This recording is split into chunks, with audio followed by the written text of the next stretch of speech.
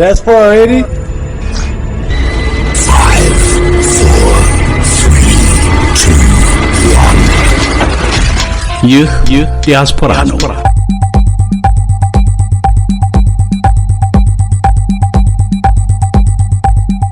ከሸገር 102.1 ኤፍኤም ጋር በመተባበር የሚቀርብ ሳምንታዊ መርሃ ግብር ነው።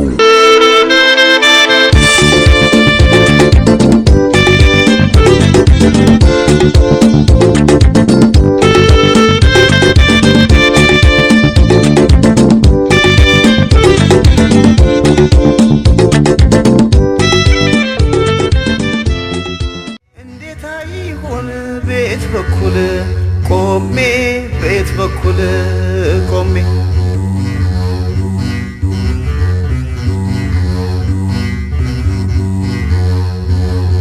ለነፍሴ ሳሰንቅ አንዳች በጎ በስመ አብ ወወልድ ወመንፈስ ቅዱስ አሐዱ አምላክ የልዑል እግዚአብሔር ሰላም ከሁላችሁ ጋር ይሁን፣ በሁላችሁም አድሮ ይኑር። የድንግል ማርያም ምልጃም አይለያችሁ።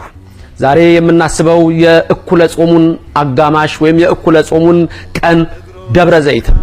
ደብረ ዘይት ማለት ምን ማለት ነው? ይህ ሳምንት ደብረ ዘይት ተብሎ ይሰየማል። ደብር ተራራ ነው፣ ዘይት ደግሞ የዘይት ዛፍ ያለበት ነው። ይህ ደብረ ዘይት እድሜያቸው እጅግ የረዘሙ ዛፎች አሉበት። ዛሬ ድረስ እድሜያቸው 3000 ዓመት የሞላ የወይራ ዛፎች በዚህ በደብረ ዘይት ተራራ ይገኛሉ። ዋናው ስለ ተራራው አይደለም። በዚህ ተራራ ላይ እግዚአብሔር ምን ሰራ? ዛሬስ እኛ በዚህ ቀን በእኩለ ጾም አጋማሽ ምን እናስባለን? ደብረ ዘይት ይህ የጾሙ እኩሌታ ነው፣ የጾሙ አጋማሽ ነው። ይህ ሰዓት በደብረ ዘይት ተራራ ጌታ የተናገረው የሚፈጸምበት ነው። የአማልክት አምላክ ይገለጣል፣ በደብረ ዘይት ተራራ ይቆማል። የደብረ ዘይት ተራራ እኩል ይከፈላል፣ አንዱ ወደ ምስራቅ አንዱ ወደ ምዕራብ። በዛ ሰዓት ጨለማም አይባልም ብርሃንም አይባልም። አስደንጋጭ ቀን ነው። ይህ የሚታሰበው በአምስተኛው ሳምንት የደብረ ዘይት ዕለት ነው። ከኃጢአት ነስተን የበደለ ክሶ ልቡን እንሆ ከእግዚአብሔር ጋር አገናኝቶ የዓለምን አስረሽ ምችው ንቆ ከዓለም ርኩሰት አምልጦ እንሆ እንደ ሎጥ የሚያመልጥ እንደ ኖህ መርከብ የሚሰራ አዎ እግዚአብሔር የሚጠራው እርሱንም ያዘጋጀ እግዚአብሔር በደብረ ዘይት ተራራ ሲመጣ ዝም አይልምና የአባቴ ብሩካን አንተ የአባቴ ብሩክ አንቺ የአባቴ ብሩክ ተብሎ ይጠራሃል፣ ይጠራሻል። በቀኙ ለመቆም ያብቃን፣ መዋዕለ ጾማችን ያስፈጽመን። አሜን። ክብርና ምስጋና ለሥላሴ ይሁን። የብርሃን አምላክ ሕይወት መገኛ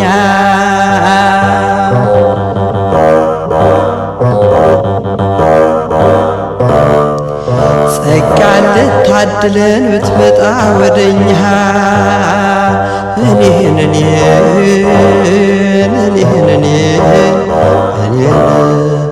በእኛ የነበረን ጨለማ ልታርቅ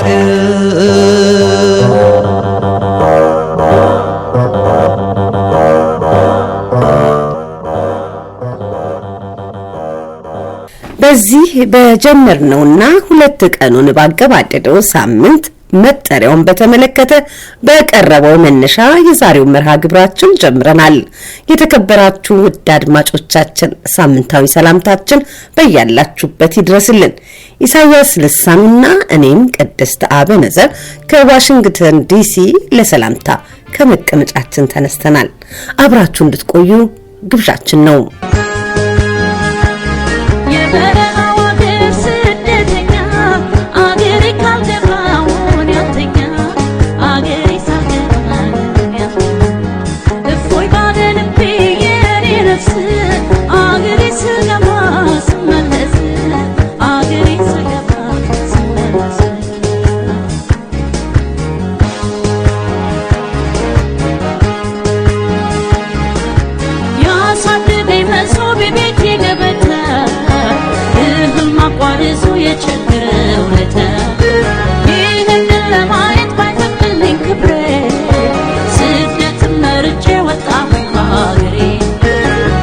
ኢሳያስ መቼም አንተ ካገር ከወጣህ ቆይተሃል።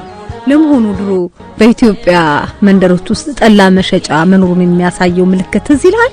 አሁን ብዙ እንኳን ለማስተዋወስ አላንስም ካንዲት በትር ከደጃፍ ይተከልና ከፊት ለፊት ባዶ ጣሳ ከላይዋ ያንጠለጥሉባት ነበር እና ጠላ ወይም ፊሊተር የሚጠጣ ዞሮ ያችን ምልክት ተመልክቶ ይገባል ማለት። እንዲህ ከመሰሉ አነስተኛ ቤቶች ደግሞ ከአግዳሚ ወንበር ወይም ከሳጥኑ ላይ አረፍ ብለው የሚጎነጩትን እየተጎነጩ ግድግዳ ላይ የሚያነቡት ጥቅሶች ደግሞ ነበሩ። እርግጥ ነው ከፊሉ በተወለጋገደ እጅ ጽሑፍ ወይም በከለር እርሳስ የተሳካላቸው ደግሞ በጥልፍ ከጨርቅ ላይ ይሆንና አለፍ አለፍ እየተባለ ቤት እንደማሳመሪያ አይነት ነው።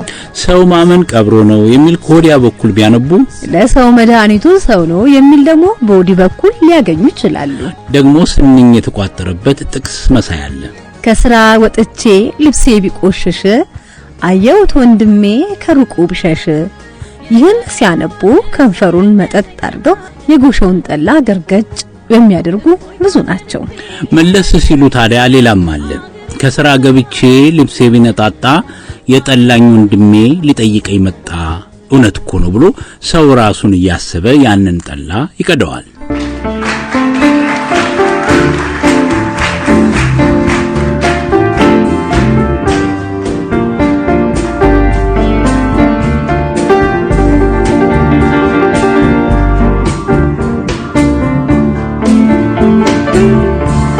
ለዕለት ኑሮህ ያለ መሰልቸትና ያለ ማቋረጥ ጣር። ምስማር ከሆንክ ተወቀር፣ መዶሻ ከሆንክም ውቀር። ቃል ኪዳን ቃል መግባት ለጊዜው ወዳጅ ያበዛል ይሆናል። ወዳጅ ግን የሚያቆይና የሚያሰነብት ተግባር ብቻ ነው። ማንም እንድጠላው እንዲያደርገኝ እድሉን አልሰጠውም። በጥላቻ ነፍሴንና እኔነቴን ማጥበብና ማቆሸሽ አልፈልግም። አዳልጦ በጀርባ ጇ ብለህ ብትነጠፍ ጥፋቱ ያንተ ሊሆን አይችልም። ውርደቱና ጥፋቱ ተዘረረ ከወደቅበት ሳትነሳ ስትቀር ነው ያኔ። አይን ያጠፋ አይኑ ይጥፋ የሐሙራቢ ሕግ ከቀጠለ መላው ዓለም እኮ እውር ብቻ ይሆናል። የጅል ሰው ልብ አፍ ውስጥ የበለህ ሰው አፍ ግን ልብ ውስጥ ይገኛል። ሕይወት አስቸጋሪ ናት ሲሉኝ ከምን ጋር አወዳድራት ነው ስለጠይቃለሁ። ለሁሉም ነገር ቁልፉ ትዕግስት ነው። ዶሮን ለማግኘት እንቁላልን ያሳቅፋሉ እንጂ አይሰብሩትም። የተለያዩ ፈላስፎች፣ ደራሲያንና ታዋቂ ሰዎች ከተናገሩት የተቀነጫጨበ ነው።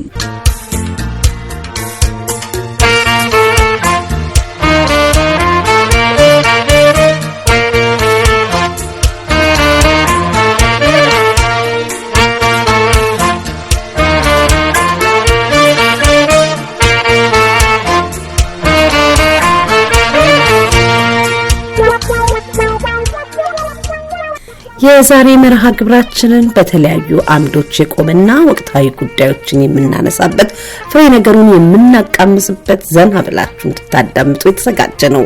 ከናንተ ከመግቢያችን እንደተነጋገርነው ቆይታችሁን ስንጠይቅ ለመስተንግዶ እኛ አለን ብለን ስንቁን ሰንቀን ይዘን ነው።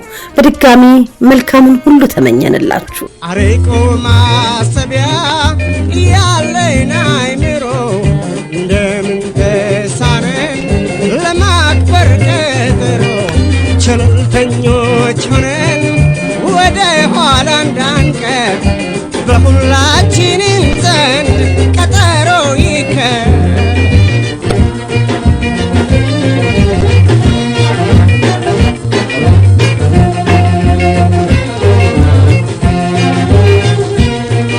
በእንዲህ ያለ ቀናት በእንዲህ ያለ ሰዓት እንገናኝ ብሎ ቅድስት ስለ ጊዜ ላወጋ ፈልጋለሁ አለች። እንዴ ደግሞ ስለ ጊዜ እንዴት አልኳት። በቃ ስለ ጊዜ ትላለች። እምልሽ ቀጠሮ የጠፋ ሰው አለ እንዴ አልኩኝ። ብቻ እንዳሻሻልኩና መናገሪያውን ለቀኩላት።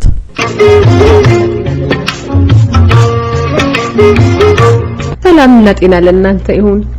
አንዳንድ ዘፈን እንደዘበዝ ሰምታችሁት መልሶ መላልሶ ጆራችሁ ላይ የሚቆይ ወይም ደግሞ ሁሉ የሚያድር አይጠፋም አይደል? አሁን ቀደም ብዬ አርቆ ማሰቢያ እያለን አምሮ እንደምን ተሳነን ለማክበር ቀጠሮ የሚለውን ሰምቼ እያዜምኩ ቆየው። ለነገሩ አንድ አጋጣሚ ሆነና የዛሬ መጣጥፍ የመነሻ መድረሻም ላደርገው ወሰንኩት ጉዳይ ነው። ቀጠሮ ማክበር ነገር። ለነገሩ ብዕር ዘፈተነ ወይም የብዕር መጀመሪያ ጭብጥ መሆኑን አላጣውትም። ጉዳዩ ተደጋግሞ የተባለና ከአፍላፍ የተዘዋወረ ጉዳይ ቢሆንም የሚመለከተው ሰው ጉዳይ ብሎ መፍትሄ ሲፈልግለት አይታይም። እንደውም ምን የታዘብኩትኝ አበሻ ቀጠሮ አያከብርም የሚለው ሰው ሁሉ ሌሎችን ወቃሽና ተች እንጂ ራሱ የሚመለከተው አይመስለውም። ታዲያ ተተቹም ሆነ ተመካሪው እኔን አይመለከተኝም ካለ ምክሩ ሆነ ሂሱ ዋጋ ሳይሰጠው እኮ ያልፋል። ሁላችንም ቀጠሮ አናከብርም በሚለው ጀምርና ጥቂት ሐሳብ እንለዋወጥ እስቲ። በስደትም ይሁን በሌላ የስልጣኔ ጫፍ የሆነው ሀገራት ውስጥ መኖራችን አልቀረም። አለባበሳችን፣ አናኗራችን እንደ ሀገሬው ነው፣ ያው እንደ ቀዬው። ጊዜ ውድ ብቻ ሳይሆን ከሚሸጥበት እያንዳንዷ ደቂቃ ተሰልታ ከምትከፈልበት ሀገር አሜሪካ መኖር የጀመርን ቆይተናል። መልካም የምንማርበት አጋጣሚ ብዙ ይመስለኛል። እያንዳንዷ ደቂቃና ሰዓት ተጠራቅማ እድሜያችንን ትናገራለች። በዋዛ በፈዛዛ ያሳለፍናት ደቂቃ በከንቱ አሳለፍከን ወይ በከንቱ አወደምከን ባትለንም ኋላ የሚቆጨን ቦታ ላይ ታውለናለች። እድሜ መሽቶ ወይኔ በሚል ቁጭት እንዲህ ሳላደርግ በሚል የህይወት ሀዘን ውስጥ ከንፈር የሚመጡ ሰዎች ታዝባቸዋል። በተገቢው መንገድ ጊዜ ሳይሰሩበት ከማለፍ የሚመነጭ ቁጭት ሀዘን ነው። ታዲያ እግዚአብሔር ቀንን ሰው ደግሞ መለኪያን ቀመርን ፈጠረ እንዲል ፈላስፋው ማለቴ ነው። ጊዜን በመለኪያ ስናበጅ ስንለካው የዚች ምድራችን ህይወታችን ልክና ወሰኗ ጠብቃ እንድትራመድ ተገቢውን ትሩፋት እንድታገኝ ለማድረግ ነው እና ለጊዜ ዋጋ ይሰጧል። የኛ ሰው ታዲያ ጊዜውን በዋዛ ያይዋ ሲባል ሲቀጥሩም ወይም ቀን ቆርጠው ሰዓት ለክተው እንድትገኝ ባሉበት ሰዓት ሳይገኙ አርፍዶ ይመጣል።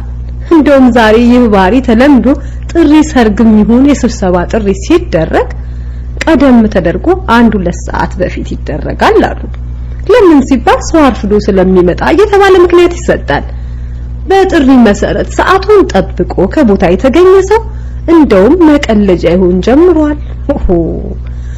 እሱ ፈረንጅ መሆኑ ነው እንዴ ተብሎ የሚሽሟጠጣል። የሚገርመው አንዳንድ የጥሪ ወረቀት በሰዓቱ እንዲገኙልኝ አደራ የሚል አይቼ እውነት ሰው ይገኝ እንደሆነ የአይን ማኝ ለመሆን ካንድ ድግስ ሄጄ ነበረ። ዝግጅቱ አዳራሽ የተከራዩበት ቦታ ሲሆን የስፍራው ስደርስ እንኳንስ ተጋባዦቹ ሰዓት እንዳታሳልፉብን ብለው የጠሩት ጠሪዎች በአካባቢው የሉም ነበረ። ከጥቂት ደቂቃዎች በኋላ ቀስ እያሉ መጥተው እኔም ድግሱን ለመታደም ሄድኩት ቀድሜ በመገኘቴ አዳራሹን በሚያሰናዱት ጋር ጉድ ስላምሽቻለሁ። ከዚህ ጋር የተመሳሰለ አጋጣሚ አንድ ወዳጅ ያጫወተኝ ላውጋችሁ። ጥሪው ሰርግ ነበረ። ሙሽሮች አርፍደው መምጣታቸው ሳይሆን ቀለበቱን ባርከው ተክሊል የሚጭኑት አባት አርፍደው ከዚያው ከምእመናኑ አንድ ሰው ተመርጦ መንፈሳዊ ስርዓትን የተካሄደበትም አለ። በምሽት የሰርግ ዝግጅት አዳራሽ የሚያስጌጡት ወይም ደግሞ ምግብ የሚያቀርቡት አርፍደው ለታቦት ጸሎት የሚያደርጉት እንደሆነ የተለመደ ሆኗል። በአንዳንድ ሙዚቀኞች ለእድሜ ልክ ጨጓራቸው በንዴት ያልተላጠ ደጋሽ አላውቅም። እውነቴን እኮ ነው። ሙሽራዬ እያለ ተጋባዦቹን ማስገባት የነበረበት ተቀጣሪ ዘፋኝ አርፍዶ አንዱ ምላሱ የሚኮላተፍ አጃቢ ሳይወድ በግድ መስፈን ይጀምራል አሉ። ሙሽራዬ ማለት እንደጀመረ አንድ አረጋዊ ሰውየው ሙሽራዬ ነው ሽማዬ የሚለው ብለው ረፍ። ይሄን ታዲያ ቀጠሮን ካለማክበር ነው። በነገሬ ላይ ዲያስፖራ ኢትዮጵያውያን በቀጠሮ ያለማክበር ችግር አገር ቤትን ስማችን ይነሳል አሉ። ሰርግ እንሂድ ሲባል ዲያስፖራ ነው ብሎ መጠየቅ ተጀምሯል። ዲያስፖራ ቀጠሮ ማክበር አይሆንለትም መባሉ ጥሩ ዝናም አይመስለኝ። ስልጡነን ማለት አውቃለሁ ማለት ሲጀምር የጊዜ ፋይዳ የተላበሰ መሆኑን ሳላሰምርበት አላልፍም። እነሆ ዛሬ በቀጠሮዬ እንደተገኘው ሳምንት እንዲሁ ቀጠሯችንን አክብረን እንገናኝ። በጥበብ እንኑር ወገኖቼ። ቅድስት ተስፋዬ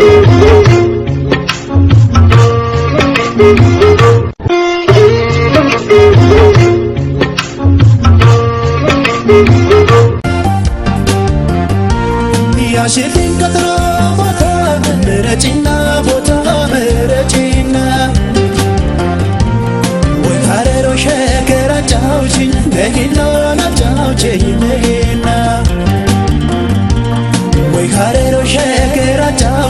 ነይና ላጫውችኝ ነይና ያሺፊን ቀጠሮ ቦታ ምረጪና ቦታ ምረጪና ወይ ካሬሮ ሸገር አጫውችኝ ነይና ላጫውችኝ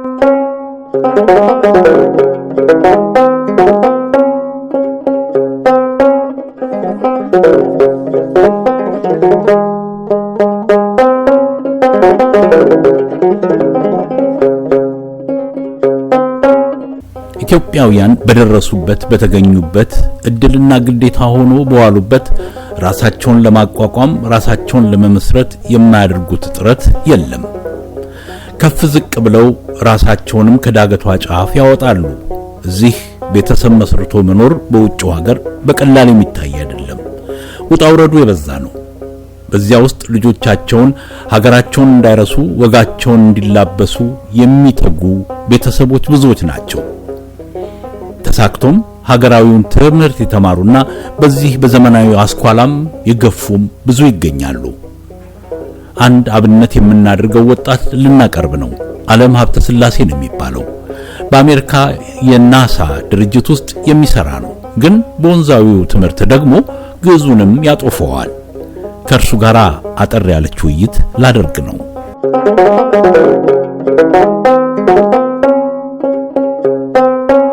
የተወለድክ የዘመናዊ ትምህርትንስ የተከታተልክ? እኔ የተወለድኩት አዲስ አበባ ነው።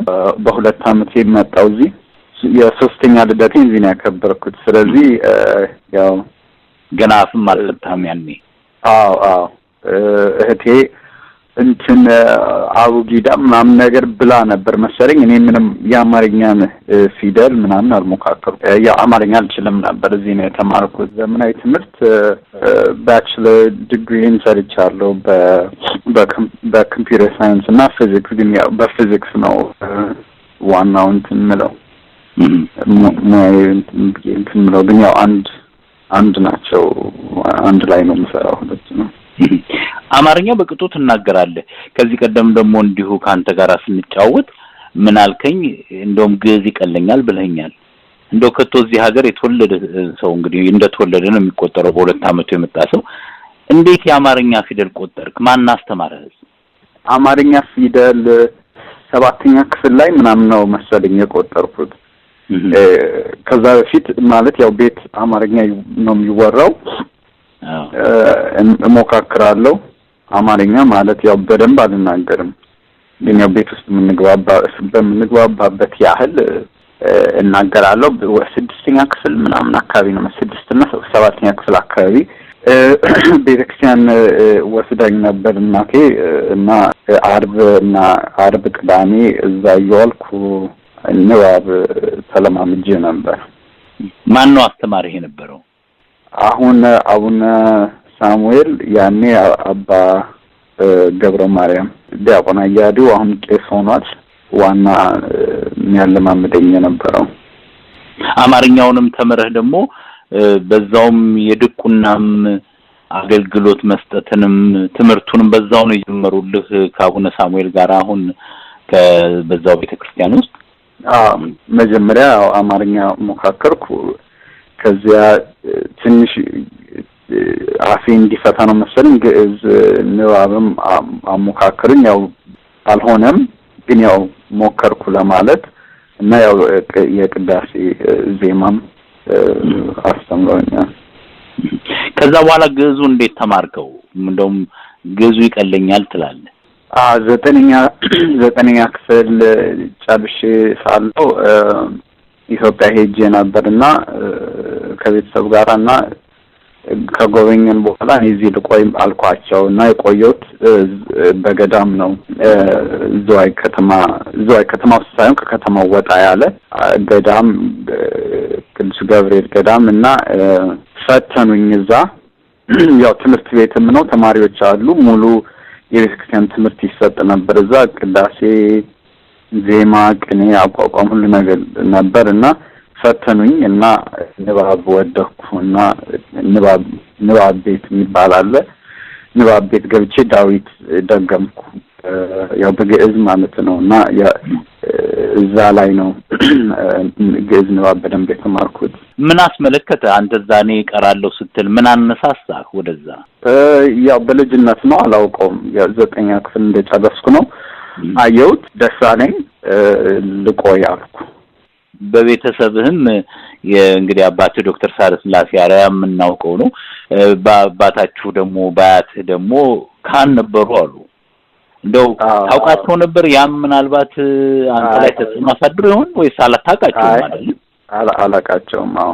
ግን ሁሉ ጊዜ በቤተክርስቲያን በመሄደው የተነሳ የተፈጠረብህ ስሜት ነው። ቤተሰብስ በዚህ ረገድ እንዴት ይደግፉ ነበር? እናቴ ታመላልሰኝ ነበር። እሷም ናት መጀመሪያ የወሰደችኝ። ከዚያ በኋላ ያው አብዛኛው ያው እሷ ታመላልሰኝ ነበር ማለት አርብ ምናምን ወስዳ ታደርሰኝ ነበር። እሁድ ደግሞ ወደ ቤት ትመልሰኝ ነበር እና ያው ሩቅ ነበር፣ ቅርብ አልነበረም እና እንደዛ አድርጋለች። ከዛ በስተቀር የራሴ ፈቃድ ነው። ያው ስፈልግም እሄድ ነበር፣ ስፈልግም እቀር ነበር። ያው የራሴ እንትን ነው፣ የራሴ ፍላጎት ነበር። 9ኛ ክፍል እያለህ እንግዲህ እዛው ዝዋይ ገዳም ገብተህ የተወሰኑ ንባብንም አጥንተህ ግዕዙንም ለማወቅ ረዳ። ከዛ በኋላም ወደዛው ተመላልሰሃል። እንደውም ባለፈው ጊዜ እንደዚህ ባውደ ምሕረቱ ላይ በመሪጌታነት ስታገለግልና ማለት ስትቆም ብዙ ሰው ባድናቆት ሲመለከትህ እንደነበረ ሰምቻለሁ። ኢትዮጵያ ተጉዘህ የተማርክባቸው ቦታዎችና የትምህርት አይነቱን እስቲ ግለጽልን እንደው ለአድማጮች። 9ኛ ክፍል ጨርሼ ሳለሁ ዝዋይ ንባብ ቤት እና ቅዳሴ ቤት ተምሬያለሁ። መዝሙረ ዳዊት ያው ግዕዝ ንባብ በደንብ ማንበብ ማለት ነው፣ እሱን ተምሬያለሁ እና ቅዳሴ ግብረ ድቁና ማለት ነው። ይህ የዲያቆኑንና የህዝቡን የሚለው የካህኑ ቀርቶ ያው ብዙ ውዬበትም ነበር ከመሄድ በፊት ማለት 6ኛ ክፍል አካባቢ እዚህ ያለው ስሞካክረው ነበር እና ያው ሁሌ ስለዚህ እዛ ስሄድ አዲስም አልሆነብኝም። ቶሎ በአመት ውስጥ በብዙ ማለት ጥረት በአመት ውስጥ እንትና ተካሄደ ማለት ያው በሌሊትም ጥናት ቀንም ጥናት ማለት በእንደዛ አይነት በትጋት እና ከዚያ ደግሞ አሁን በቅርቡ የዛሬ 3 አመት በአታ ለማርያም ሄድኩ።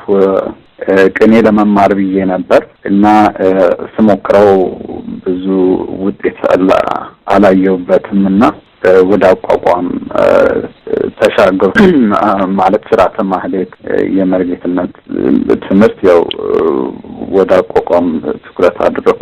የአቋቋም ተማሪ ከቁስቋም ነው የሚጀምረው። የቁስቋምን ክብረ በዓል ነው የሚጀምረው። እኔ ከልደት ክብረ በዓል ጀመርኩ። ያው አይጠቅመኝም የቁስቋም ክብረ በዓል ብዬ ለምን ብዙ ጊዜ ላይባል ይችላል። እዚህ ኢትዮጵያ ያው ሁሉ ነገር ይባላል፣ እዚህ ላይባል ይችላል ብዬ መምህሩን አስፈቅጄ ከልደት ክብረ በዓል ጀመርኩና እንደዛም ልደትንም ሲጨርስ የሚጠቅሙኝ ነገሮች ላይ ነው እንጂ ሁሉ ሙሉ ትምህርቱ ለመዝለቅ 4 አመት ነው ይባላል። ይሄንን እዚህ ግራጁዌት ካረክ በኋላ ነው ወደዛ ሄድከው ማለት ነው አይደለም? ከዛሬ 3 አመት በፊት ከሆነ? አዎ ከዩኒቨርሲቲ ግራጁዌት ሳደርግ ነው ወደዛ ሄድኩት። በራስ አነሳሽነት ነው በቃ ሄጄ መማር አለብኝ ብለህ በራስ ውሳኔ ሄድከው? አዎ ሰውም ያው ተረዳቸዋለን። ሰው ሁሉም በቃ እንዳትሄድ ነው የተባልኩት። ሲሄድም ተመለስ ነው የተባልኩት እና ሙሉ በሙሉ የራሴ ፈቃድ ነበር። ማንም ጥሩ ሐሳብ ነው ያለኝ የለም። በነገራችን ላይ ግን የገዳምን ህይወት እንዴት አየኸው? እንግዲህ 9ኛ ክፍል ላይም ያለ ወደ ዝዋይ ሄደሃል። አሁን ደግሞ ሄደህ እንደዚሁ ለቅኔም ትምህርት ብለህ እንዲሁም ለአቋቋምም ብለህ ወደ ተለያዩ ገዳማትና ቤተክርስቲያናት ሄደሃል።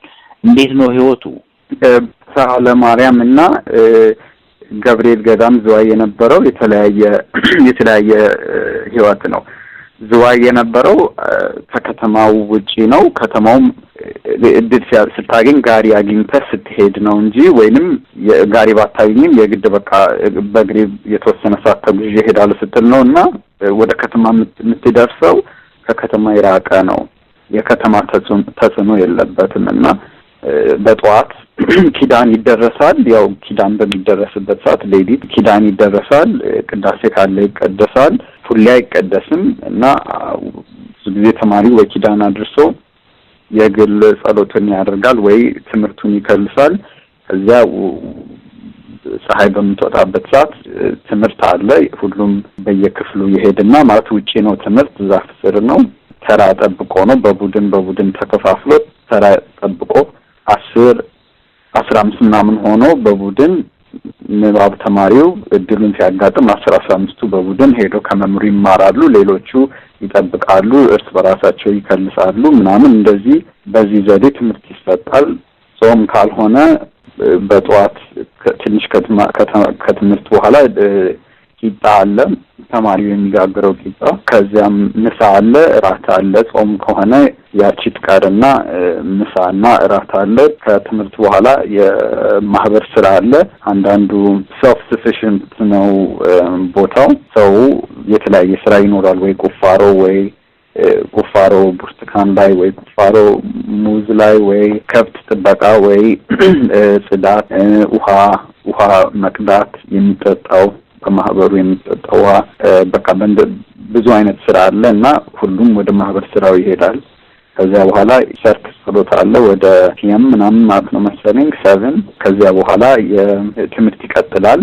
ከዚያ በኋላ ሌሊት ውዳሴ ማርያም ዜማ ይደረሳል ከእራት በኋላ። ከዚያ ነጻ ሰዓት ነው። ከዛ በኋላ በእንደዚህ አይነት ዘዴ ይኖራል። አላስቸገርህም? ከከተማ ነው የሄድከው? ከዚህ ሀገር ነው የሄድከው? አልተቸጋገርክም? አልተቸገርኩም ብዬ ነው ማወራው።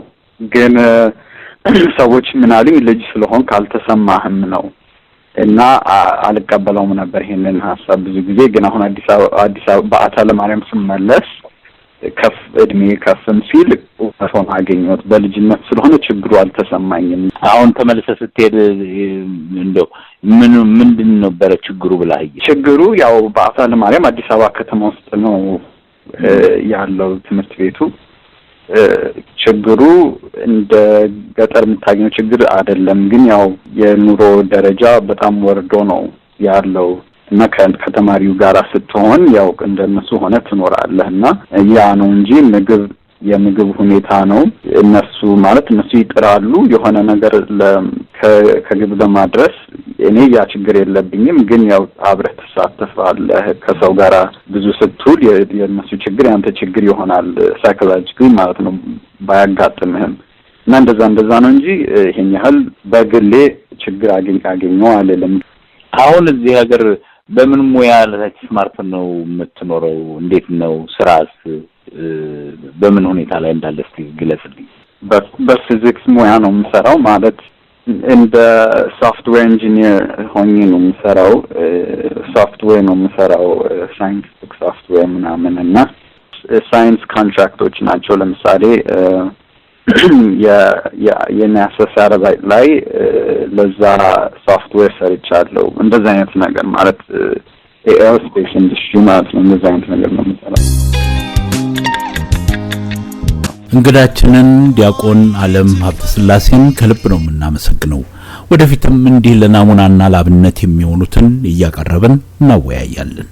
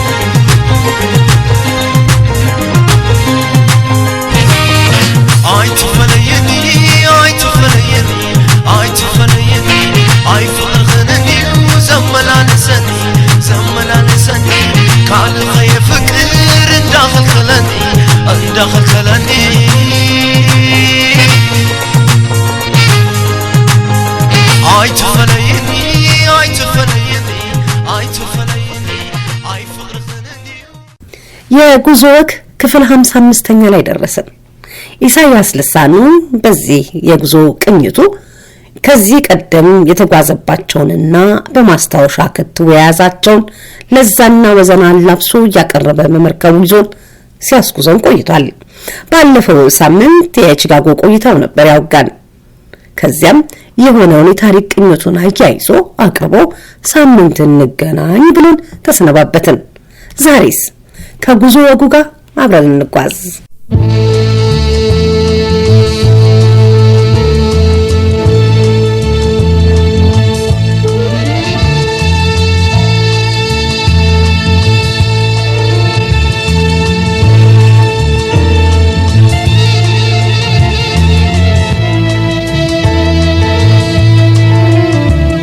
እንደምን ሰነበታችሁ ወገኖቼ።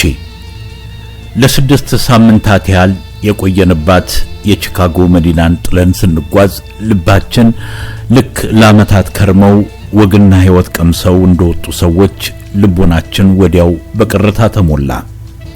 ቺካጎ የሚገርም መንፈስ አላት ብል የተሳሳትኩ አይመስለኝም።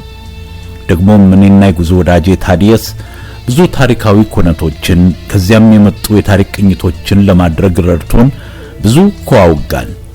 በተለይ የኢትዮጵያን ጥንታዊ መልክና ከፍታ የሚያሳየውን አጋጣሚና በማህበረሰብ ውስጥ ያለውንም ስሜት ለመረዳት በቻልኩ መጠን ሰውነቴ በደስታ እየሞቀ ወይ ነዶ እያልኩኝ በውስጥ ቆየው። ቺካጎ ነፋሻማዋን በማለዳ ጥለን በጢያራ ነጉደን ከኒውዮርክ ላጋርዲያን አውሮፕላን ማረፊያ ልናርፍ እያኮበኮብን ነው። የሁለት ሰዓታት በረራው የምንሄድ ሳይመስለን የደመና ኮረኮንችም ሳይገጥመን አዎ ደረስን። ላጋርዲያን እንዳለንበት የኒውዮርክ መዲና ግርግር ያላጣ ቢሆንም ከግዙፉ የጆን ኤፍ ኬኔዲ አየር ማረፊያ ጋር ልዩነቱ የትየለሌ ነው። ለማንሃተን የቀረበው ላጋርዲያንን ወርደን የያዝናቸውን አነስተኛ ሻንጣዎችን እየጎተትን ወደ ታክሲ መያዣው ቀጣና አመራን። ልዩነቱን ታየዋለህ አለ ታዲየስ ከአውሮፕላን ማረፊያው ብቅ ስንል ክው ብላ የወጣችውን ፀሐይ ተመልክቶ። የምኑን አልኩት እንዳልገባው ሰው።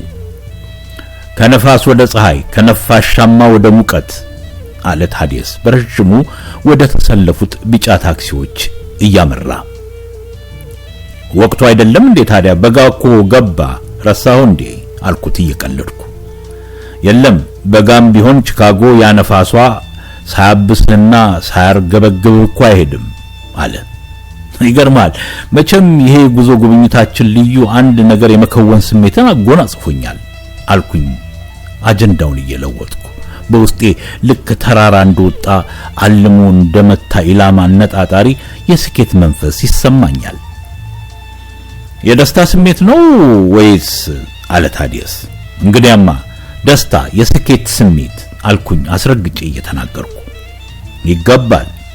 ይህ የታሪክ ጉዟችን እኮ እያለ ወደ ታክሲው ልንገባ በሩን ሊከፍት ሲል ብራዘር የሚል ጥሪ ነገር ሰማንና ሁላችንም ዞር ብለን ቀና አለን። ለካንስ ባለ ታክሲዎቹ በሰልፍ የሚጠብቁበት በተራ ነውና ተረኛ ካልሆነው ልናሳብር ስለሆነ ወደ መጀመሪያው የሚጠቁመን አሽከርካሪ ነበር። ይቅርታ ብለን ተራው ወደ ሆነው ባለ ታክሲ አመራን። የሆነ ነገር ጀምረህልኝ ነበር አልኩት ታዲየስን። አዎን ያው እኔም ደስተኛ ነኝ። ጉዟችን ቀላል እንዳይመስልህ። ቢያንስ ልናስተላልፈው የምንችለውን ነገር አካብተናል። ቁም ነገሩ ይህን ሐሳብ ይህንን ታሪክ ለሌሎች ማጋባት ነው። ወደ ኃይል የሚለወጠው ሐሳቡም ወደ አቅም የሚኖረው ሲያሻግሩት እኮ ብቻ ነው አለ። ከታክሲው ገባን። ጸጉሩ እንደ ባህታዊ የተድቦለቦለና ታክሲው ልዩ ሽቶ ከሚሸትበት ታክሲ ዘንድ ነው የገባ ነው። ኒውዮርክ የራስ ተፈሪያን ተከታይ የሆኑ የካሪቢያን በተለይም የጃሜይካ ተወላጆችን ማየትና ማግኘት ብዙም ብርቅ አይደለም። እንደውም በሃርለም የህዳሴ ጊዜ እኮ ብዙዎች የአፍሪካ አሜሪካውያን የጥበብ ርቆትና ልደት በሚዘከርበት በነጻነትም በሚንቀሳቀሱበት ጊዜ እኮ አፍሪካዊ ዝርያ ያላቸው ከመላው ዩኤስ አሜሪካና ከካሪቢያን ሀገራቱ በመላት የመጡበትና ኑሯቸውን የመሰረቱበት ታሪክ እዚህ ኒውዮርክ ውስጥ እኮ አለ። ሰላም ራስ ተፈራይ አለ ባለ ታክሲው። ሰላም ወንድማችን አለ ታዲየስ ተቀብሎ። ኢትዮጵያ ባለ ታክሲው ነበር። አሁን እሱ ግን ከጋና ነው አልኩኝ። ሁላችንም ከኢትዮጵያ ነን አለ ታዲየስ። በእርግጥም ባለ ታክሲው ነበር። ታክሲዋን አስነሳ። የምንሄድበት አድራሻ ነገረው። ትንሽ አማርኛ አለ በተኮላተፈ አንደበት። ዋው አልኩ በዚህ አገሩ ያድናቆት መገለጫ ቋንቋ ተነስቼ። የተማርከው? እየነዳ በውስጥ መስኮቱ በኩል እያየኝ ተመልከተው ብሎ ያንጠለጠለውን የኢትዮጵያ አፍሮ አይገባው መስቀልን አሳየኝ። ኦ አልኩ እንደገና ባድናቆት። አቡነ ይስሐቅን ታውቃቸዋለህ ብሎ ጀመረ። አሁን በደንብ ነው የማውቃቸው አልኩ በማረጋገጥ አይነት። ዲያቆን ነኝ እርሳቸው አድርገውኝ እዚህ ጽዮን ማርያም አገለግላለሁ አለ ፍልቅልቅ እያለ ደስ ብሎት። ብፁዕ አቡነ ይስሐቅ የተኙበትን አፈር ገለባ ያርግላችሁና በ2005 እንደ አውሮፓውያኑ አቆጣጠር ነው ከዚህ ዓለም በሞት የተለዩት። በዚያን የኔና የታዲያስ ቆይታ ወቅት ግን በህይወት የነበሩበት ጊዜ ነበር። ዩሲ ብሎ ጀመረ ታዲያስ። ኢሳይያስን ብዙ ጊዜ ጠይቄው ነበር ስለ አቡኑ እንዲያጫውተኝ። በቃ ዛሬ አንተ ታጫውተኛለህ አለ ፈገግ ብሎ ታዲያስ። ብፁዕነታቸውን በርግጥም በግልም በማህበረሰብም የማውቃቸው ከፊቴ ድቅና አለ። ከሃይማኖት አባትነታቸው በላይ ራሳቸውን በቀላል በመውሰድ ከማህበረሰብ ጋር አብረው የኖሩ ኖረውም ያሳዩ፣ በተለይ ኢትዮጵያን ተሸክመዋት ከላይ ታች ሲሉ እንደነበረ ሳስብ እንባዬ ላፍታው አይኔን ሞላው። በዚህች ሀገር መፈጠራቸው ራሱ ቅድስና ነው። እያንዳንዱም ሰው የተባለ በደሙ ኢትዮጵያዊ ነው እና ቅድስናውም ከዚህ ይመነጫል ይሉ ነበር ድሮ። በሐሳብ ጭልጥ ካልኩበት የቀሰቀሰኝ ባለ ታክሲው ሲናገር ነበር። ቦምባርሊንም ቤተሰቡን ጨምሮ ብዙ ሰዎችን ያጠመቁት አለ። በነገራችን ላይ ግን ስምህን አልነገርከንም። እኔ ኢሳይያስ እባላለሁ፣ እሱ ታዲያስ ነው አልኩና አሳብሬ ገባው። የኔ ብርሃነ ስላሴ ነው ስሜ፣ አቡነ ይስሐቅ ናቸው የሰየሙኝ።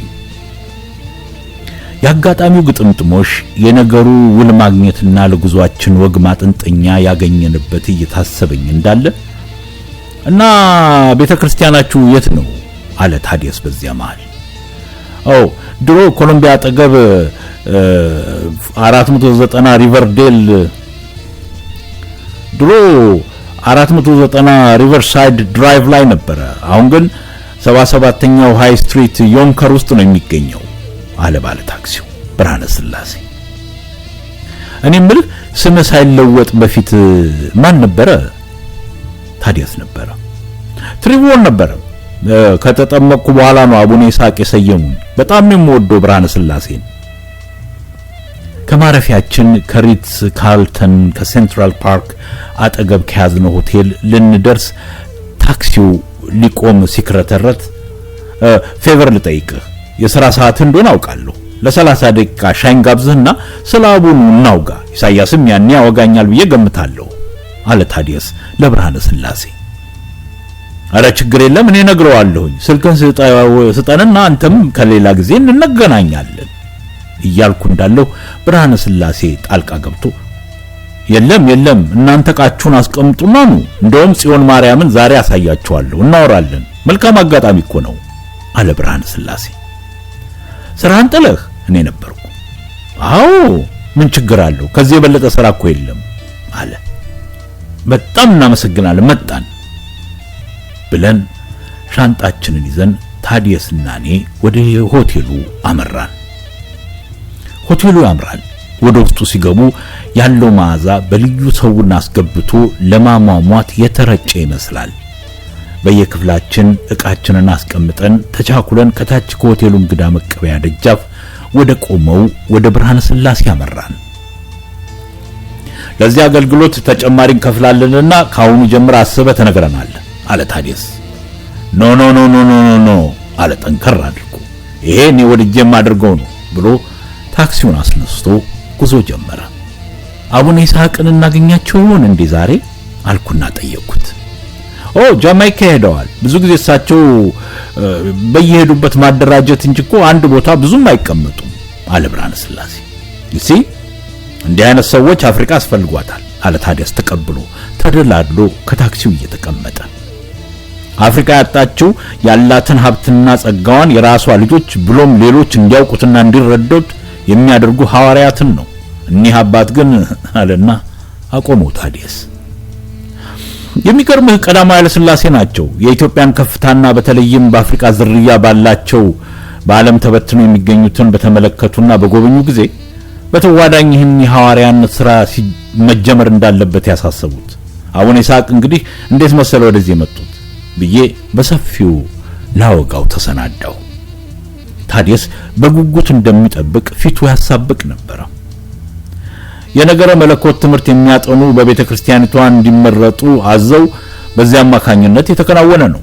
አቡነ ይስሐቅ በመጀመሪያ ከመንፈሳዊ ኮሌጅ ከተመረቁ በኋላ በቅድስት ሥላሴ ነገረ መለኮት ተቋም ለጥቂት ጊዜ ተማሪዎችም ዲን ነበሩ። ታዲያ ጥቂት ቆይቶ በግርማዊነታቸው ትእዛዝ በውጭ እንዲማሩ ከተባሉትና ከተላኩት መካከል ይገኛሉ።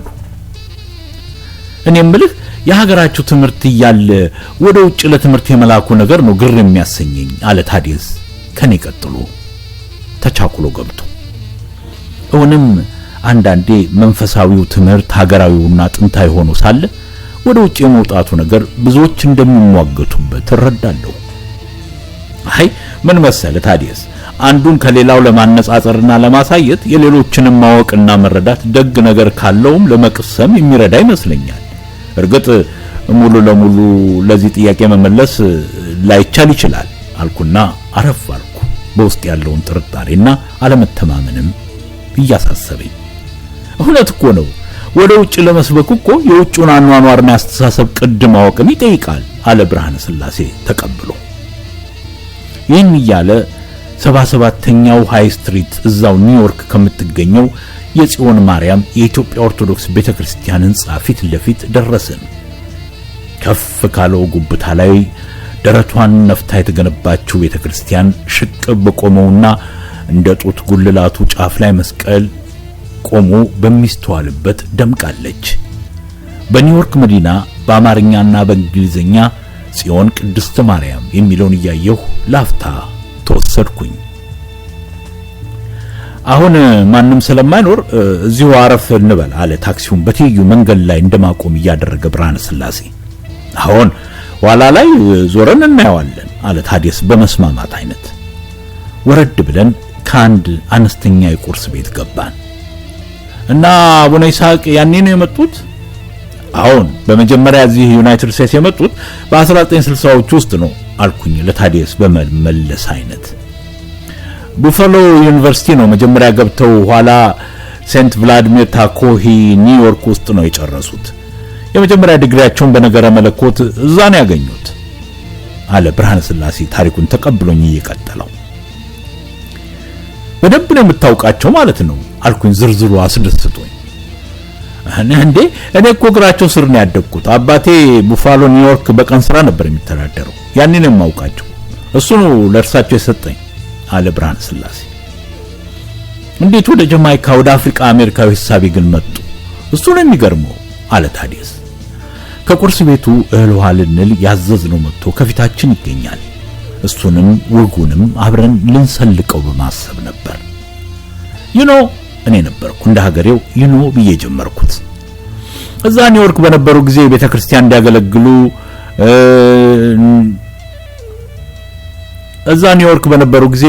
እንዲያገለግሉ እንዲሰሩ በያኔው ፓትርያርክም ታዘው ነበር። ደግሞ በዚያው አጋጣሚ ጃንሆይ ወደ ጃማይካ ሄደው አልነበረ ብዬ ንግግሬን እንደ ጥያቄም አድርጌ ከቁርሴ ጎረስ ሳደርግ ብርሃነ ሥላሴ ተቀበለኝ። በዚያን ዘመን በጃማይካ ውስጥ ደግሞ ሁኔታው በጣም አስቸጋሪ ነበር አለ ተቀብሎ። ታዲያ ያኔ ነው አቡነ ይስሐቅ የጃማይካኖቹ ፍላጎት የተመለከቱትና ያወቁት ጃንሆይ ለፓትርያርኩ መልእክት የሰጡት። አሁንም ተቀብዬ እኔ ደግሞ ፋታ ሰጠው። ብርሃነ ሥላሴ ተቀበለኝ። ታዲያስ በጥሞና ማድመጡን ቀጥሏል። ጃ የሚገርሙ እዚህ ላይ ነው። እርሳቸው እንደ ነብይ የሚመለከት እንዳለ ያውቃሉ። ግን እርሳቸው የፈለጉት የኢትዮጵያ ኦርቶዶክስ ተዋሕዶ እምነት እንዲሰርጽና ከኢትዮጵያ ጋር እንዲተሳሰር ነበር። ይሲ አለ ብርሃነ ሥላሴ መገረሙን በሁኔታው እየገለጸ። ጃ ያላቸው ጃንሆይን መሆኑ ነው። እውነትም ይገርማል። እና እርሳቸው ተላኩ ወደዚህ ማለት ነው ይስሐቅ አለ ታዲያስ። አዎ ጃማይካ አስቸጋሪ ቢሆንም ወደዚያ ሄደው እንዲሰብኩና ቤተክርስቲያንም እንዲያቋቁሙም ታዘዙ። ብቻቸውን ነበር ማለት ነው የተላኩት? ታዲያስ ነበር የሚጠይቀው። ኖ ያኔ እኮ እንደ አንድ እንቅስቃሴ የተጀመረበትም ነው በኢትዮጵያ ውስጥ። ጥንታዊቷ ቤተክርስቲያን የኢትዮጵያ ኦርቶዶክስ በሀገር ውስጥም በውጭም ጥረቷን ያጎላበተችበት አይነት ነበር።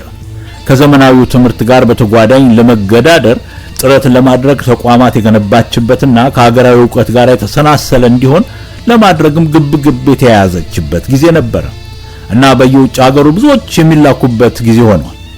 ወዲህም ኒውዮርክ ሲመጡ አሁን ፓትርያርክ ከሆኑት ከአቡነ ጳውሎስ ጋር ነበር አልኩኝ ታሪኩን በማብራራት አይነት። በነገሬ ላይ ይህን ጉዞ በመናደርግበት በ2004 ዓመተ ምህረት ላይ እንደ አውሮፓውያኑ አቆጣጠር ስለነበረ በዚህ ጉዞ ወጌን ስተርክላችሁ ብፁዕነታቸው ሁለቱም ከዚህ ዓለም በሞት ተለይተዋል እና በዚያን ጊዜ ግን የነበረውን እውነታ ነው የማወጋውና አመቱን ወደ ኋላ ወስዳችሁ እንድታስቡት በዚሁ አጋጣሚ ላሳስብ ወዳለሁ። ሁለቱ ደግሞ ዛሬ አይዋደዱም አለ ብርሃነ ሥላሴ ተቀብሎ። ለምን አለ ታዲያስ።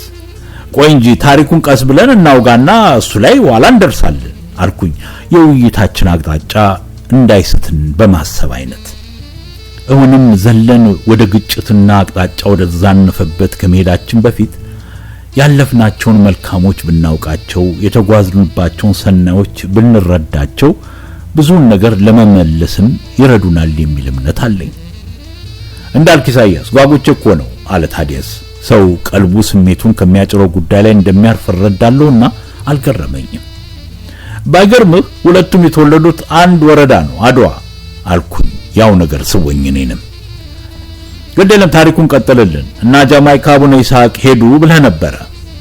ታዲያስ ነበር ወደ ነበርኩበት ሊመልስ እየሻተ የጠየቀኝ። የቀረበውን አጣጥሜ ቀዝቃዛው ውሃውን ተጎነጨሁት። የዛሬ የጉዞ ወጌን እዚህ ላይ ልግታውና ሳምንት በጉዞአችን ያወጋነውን ማካፈሌን ልቀጥል። ኢሳይያስ ልሳኑ ነኝ ከሰሜን አሜሪካ። ቸር ይግጠመን።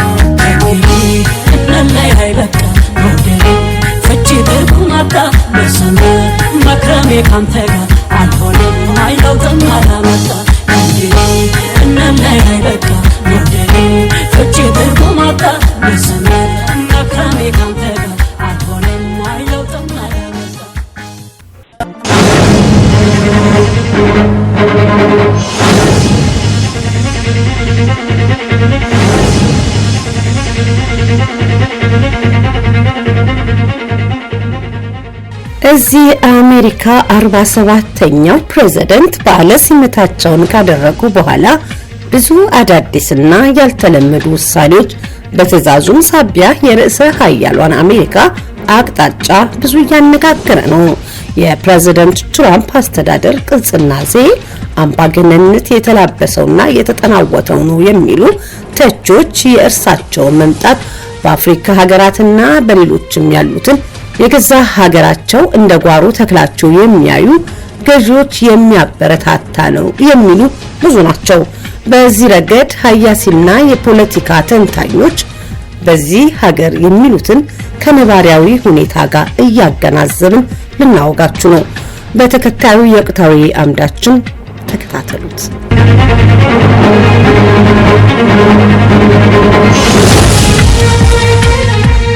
ፕሬዝዳንት ዶናልድ ትራምፕ የውጭ እርዳታን ለ90 ቀናት ሲያቆሙ ብክነትን ለማስወገድና ከአሜሪካ ጥቅም ጋር የማይጣጣም ወጪን ለማስቆም በሚል ነው እርምጃ የወሰድኩት ይላሉ።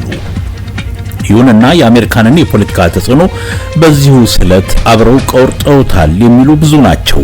ከዚያም በላይ ባለሙያዎች እንደሚናገሩት እገዳው ሌላ እጅግ የከፋም መዘዝ አለው። ፈላጭ ቆራጭ ኃይሎችን ያበረታታል።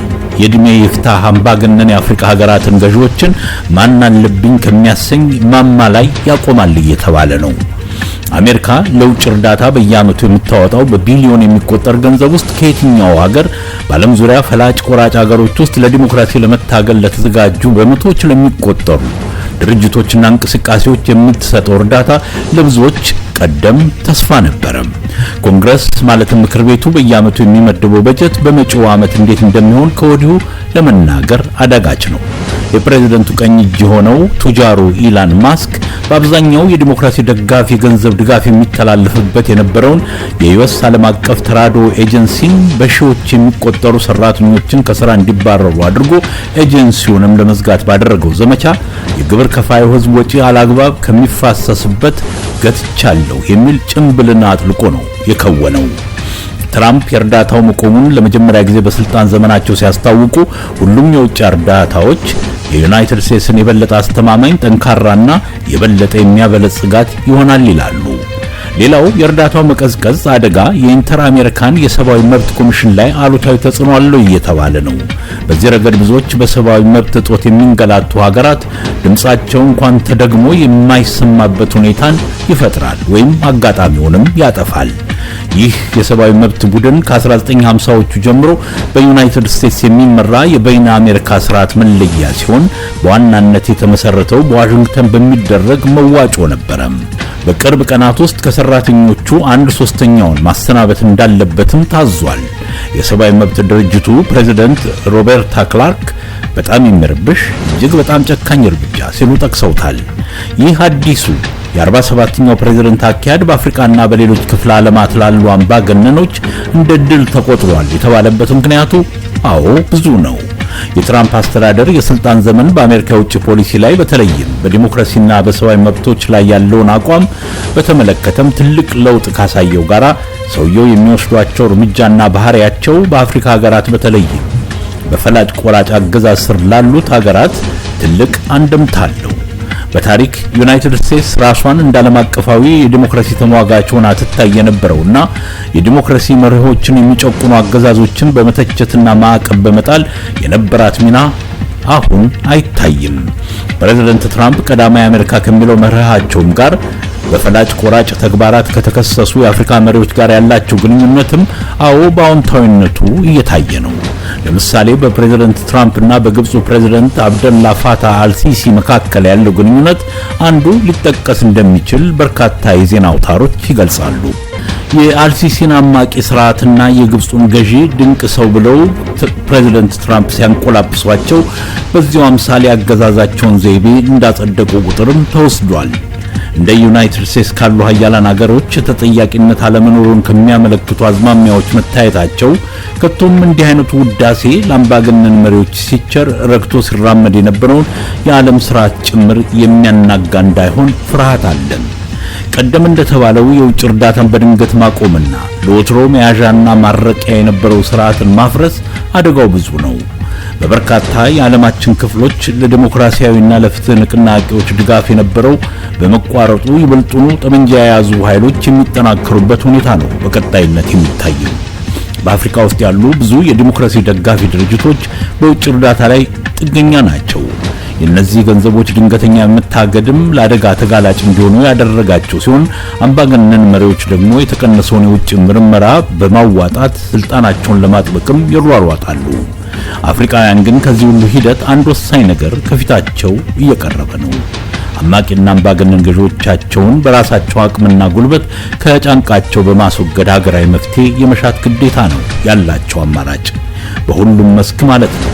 ከወቅታዊው የአሜሪካ አዲሱ ፕሬዝዳንት ጋር የተቆላለፈውን ዓለማዊ ክስተትን በጨረፍታ ነው በዚህ ወቅታዊ ጦማር።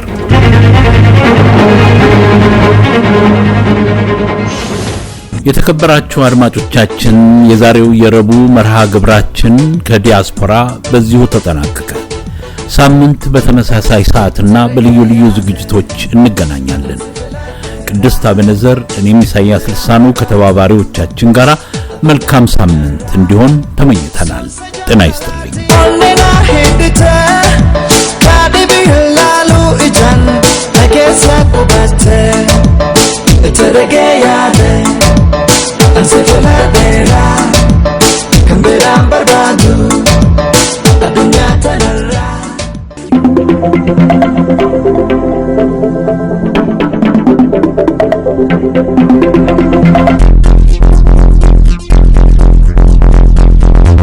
ስትከታተሉት የነበረው መርሃ ግብር ከዲያስፖራ ራዲዮ ነበረ።